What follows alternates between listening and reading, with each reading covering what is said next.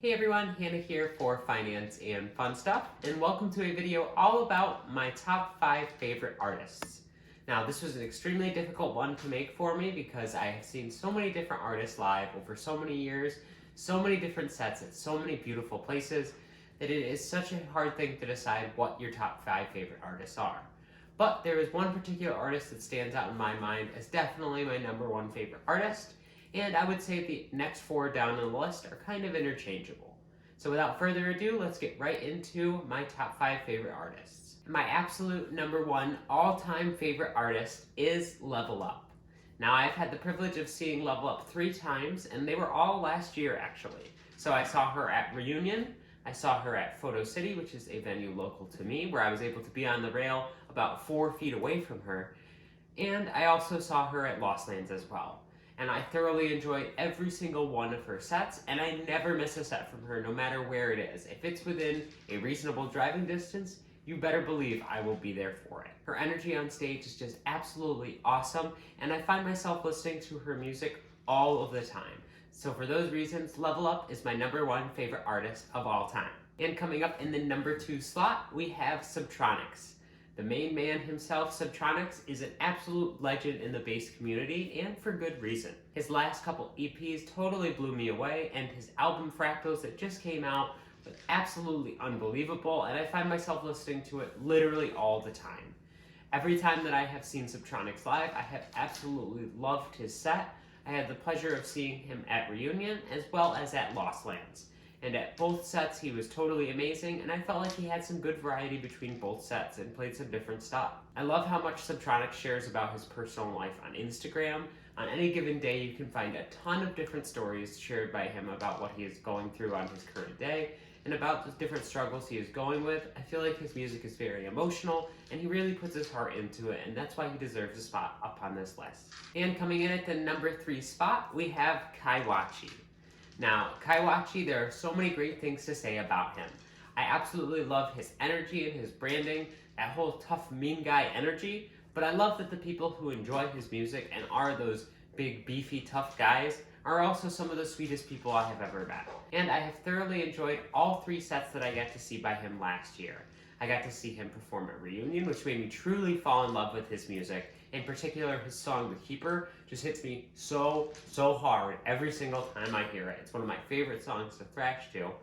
And then I got to hear him play at Electric Zoo, and I also got to hear him play at Photo City Music Hall, which was just the icing on the cake for a year filled of Kaiwachi music.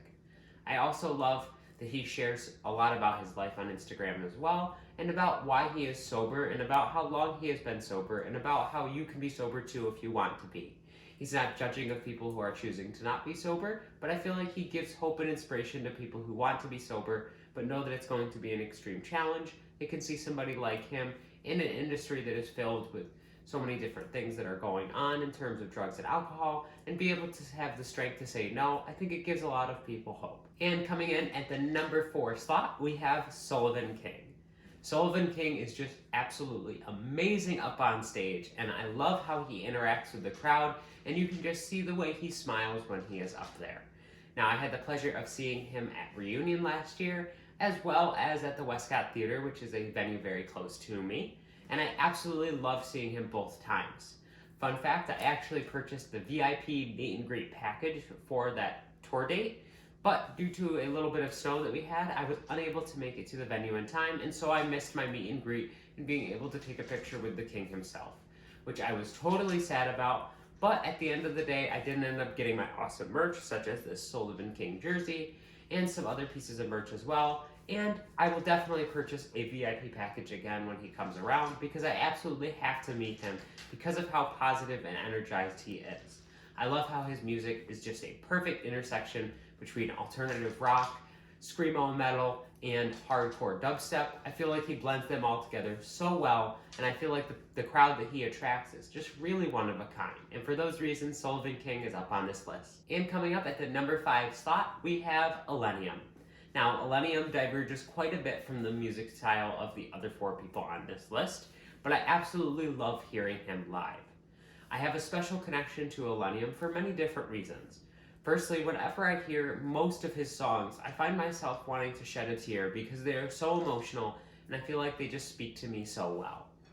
I also saw Elenium for the first time at Bonnaroo in 2019, which was my first music festival, and I attended that with my wife Sage, and it was the first time that she enjoyed a live electronic dance music set, and I could tell that she enjoyed Elenium just as much as I did.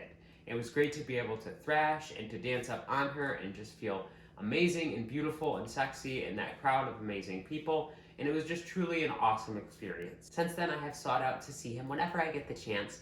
We're fortunate enough to see him at Electric Zoo this past year, as well as seeing him at the very beginning of this year at Echo Stage.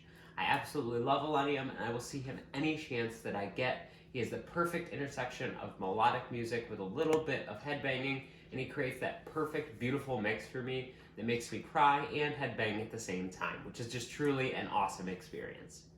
So that does it for my top 5 favorite artists.